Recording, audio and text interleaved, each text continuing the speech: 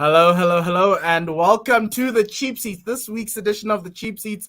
But this week is just only a special one because we're just doing the FPL show. Manchester United lost, so the United party isn't here. The Chelsea lost, Chelsea party isn't here, but we still have a Spurs fan who's very, very loyal. I'm not going to talk about the Spursy slide with Nuno, but we're here to just talk about the FPL picks. And to go through your weekly dose of what you need to do and give you ideas of what you need to change, where you should look for value.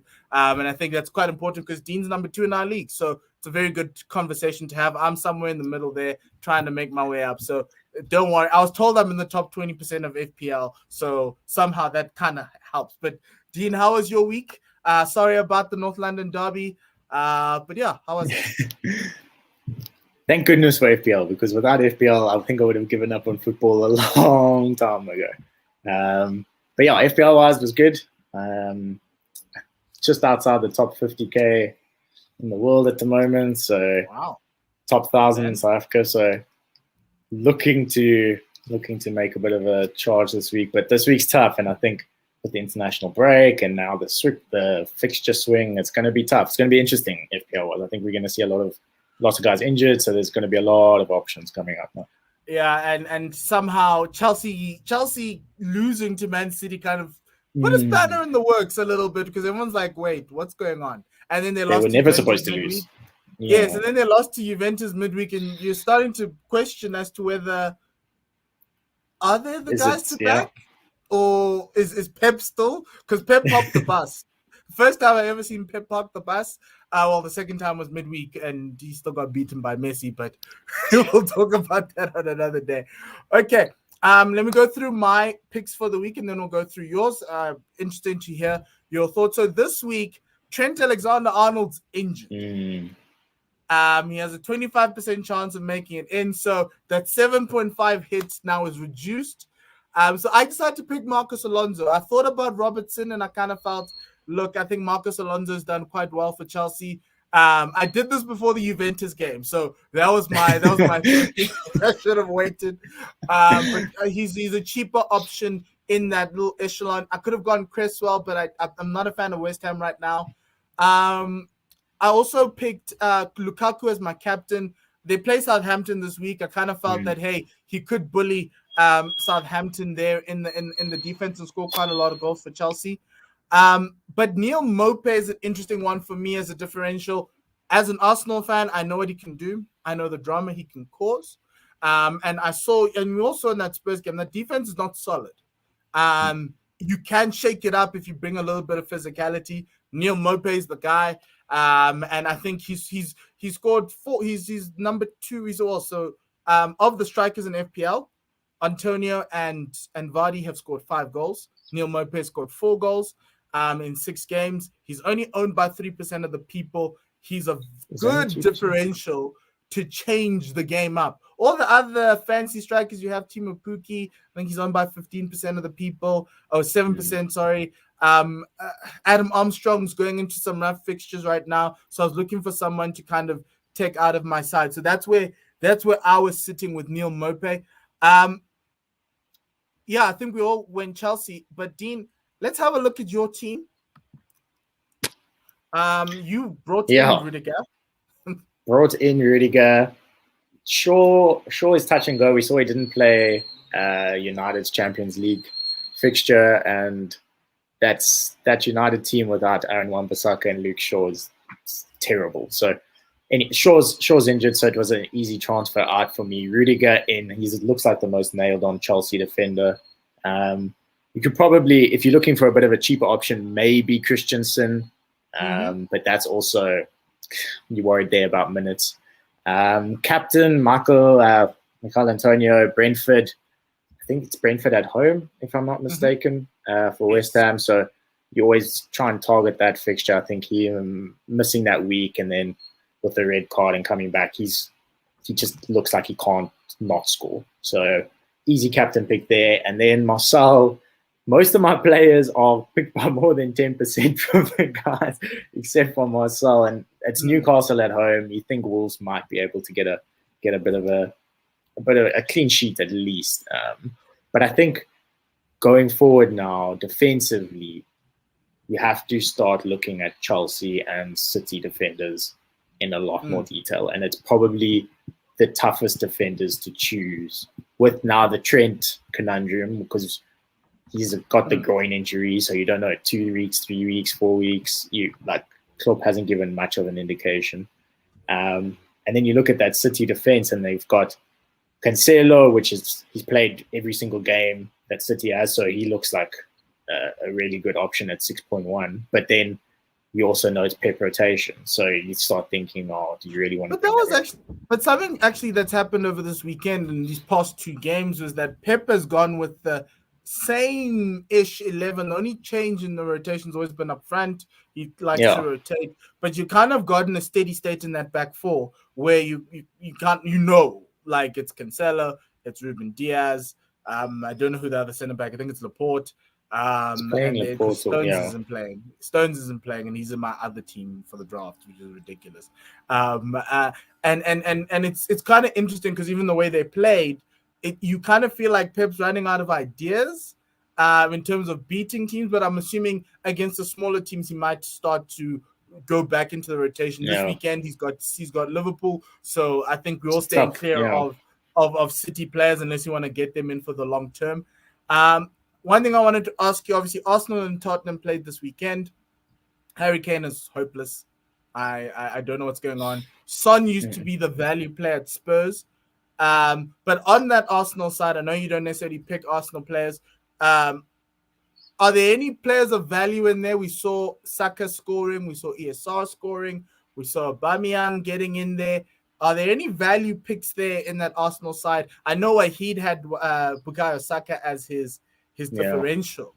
But it's interesting because obviously Arsenal's got 6 games left where it's actually not that bad. Like the hardest game is coming up this weekend.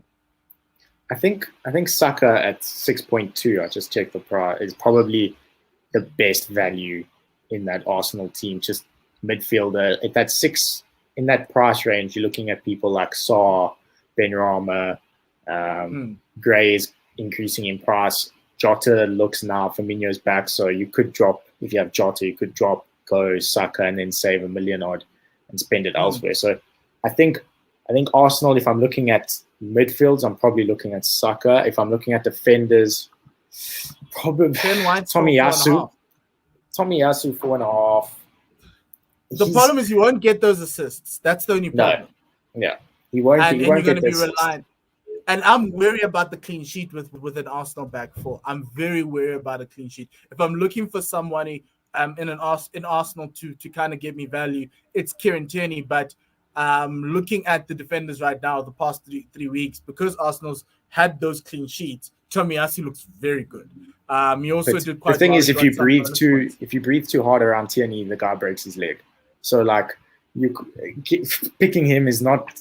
I know what you say in terms of clean sheet Arsenal. You don't associate the same as our Spurs. You don't associate the teams with clean sheets, because even on Sunday, all over us, but Spurs still managed to score a goal at the end. So I don't think you should look at Arsenal for clean sheets. So that's why midfield is probably the most promising area, and I think Saka plays in that more advanced role in that midfielder. I mean, ESR is probably also a decent option, but it also depends, like you and I were discussing, where he plays. If he plays on the left of the front three, it's a very different role to him playing in the midfield 2 or midfield 2. So it depends where.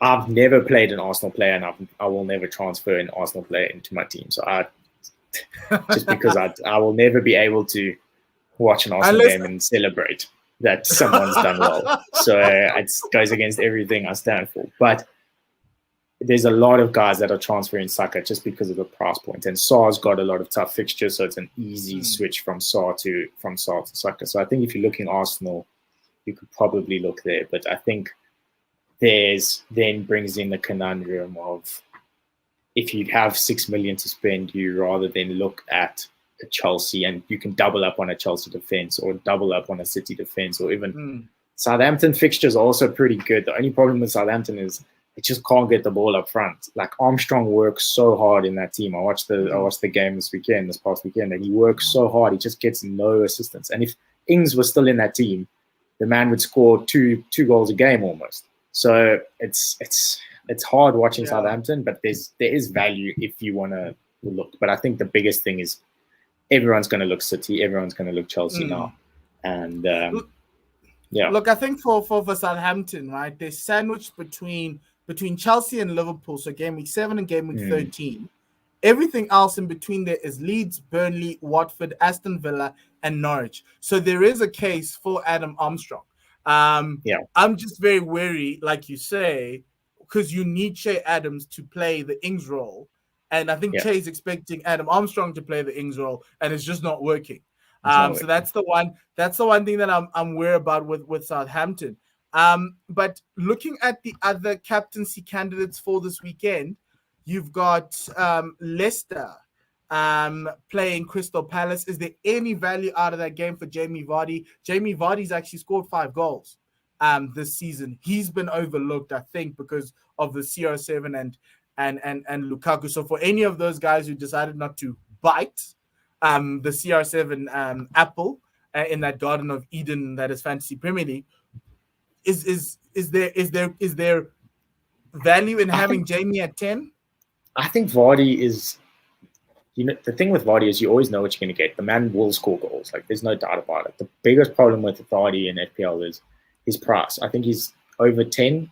So if you're looking at Vardy, you're then looking at your other strikers, and you're probably going to have one of Ronaldo or Lukaku and then Antonio. So if you're looking at your forwards, you've got 30 plus million in your forwards. The rest of your team, if you add Salah there, the rest of your team is kind of a mixed match of 4.5s and 4s, So I think Vardy is a good option if you don't have a Ronaldo or Lukaku, which, to be honest, I don't think anyone in the FPL that doesn't have either a Ronaldo or Lukaku. So there's probably Leicester. We've discussed it before, where Leicester just aren't doing what you expect Leicester. They're not playing well. I mean, they could have. Chris Wood scored right at the end against that game on the weekend, and it was offside. So Leicester, as much as they're not performing, Vardy will still score the goals. They're probably not going to do as great. So I don't think there's anyone else I'd look at in that Leicester team. Defense-wise, they look leaky. Midfield, Maddison's not doing anything.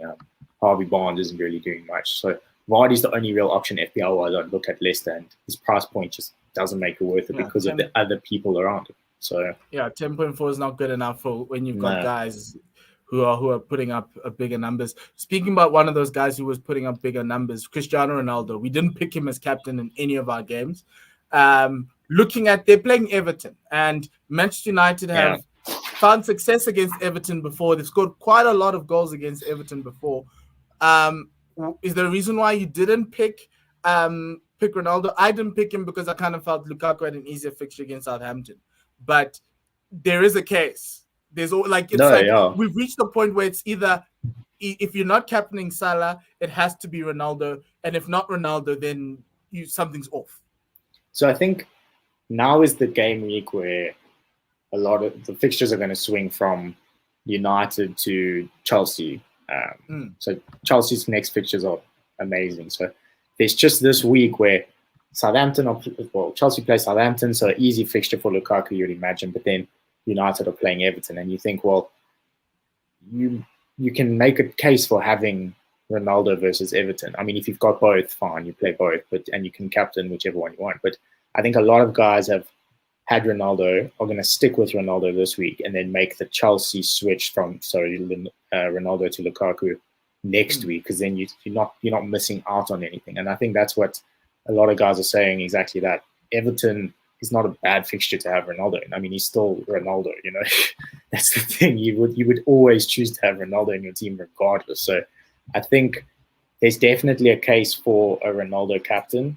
The only thing is, if you do have an Antonio, it's hard to look past that Brentford fixture, which is what my thinking was. But if I didn't have Antonio, it's one of those, you could captain Ronaldo pretty much every week. But it's a London derby, so it could be what you saw against Liverpool, where Brentford become the toughest team to beat. No, you see, and Brentford fixtures, and I think we're going to have to start looking at Tony or Mbeumo a lot closer in the next week or two. Their fixtures start looking really good. And I was chatting to someone today, and they were saying that if you look at them in the Championship, Tony blanked the first couple games, and then he went on the scoring run. So not to say he'll do the same thing in the Premier League, but it could be that he's just finding his feet, and from then he just kind of flourishes. So Tony could be an option that you start looking at. I'll definitely start looking at it. I think it's game week 10 when Brentford fixtures start. Game week 9, they start to play Leicester. Yeah.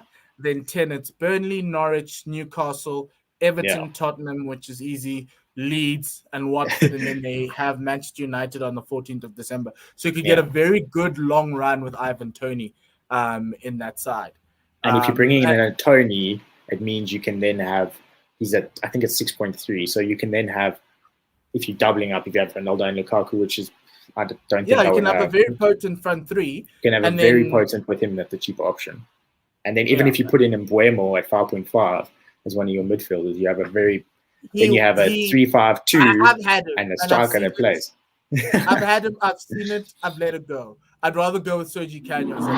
Sergi Canos gives you a little bit more, even though, because I always look for players who are sitting higher up on the field. Mbeumo does that, doesn't give me much. But maybe it will change and we'll see. But that's a good option to kind of give a sense to people who are looking further ahead, even further beyond the international break, because I think that's when things start to change. United have a good run of fixtures.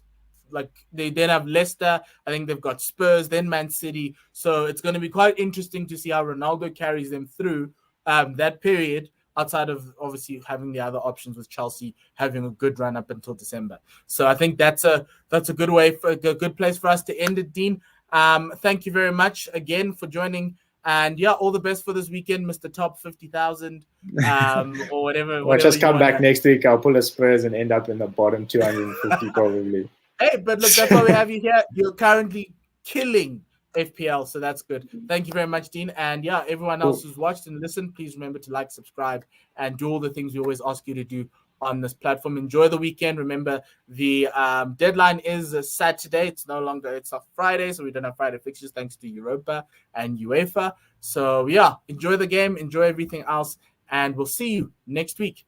From myself and Dean, goodbye, good night, and Lesale.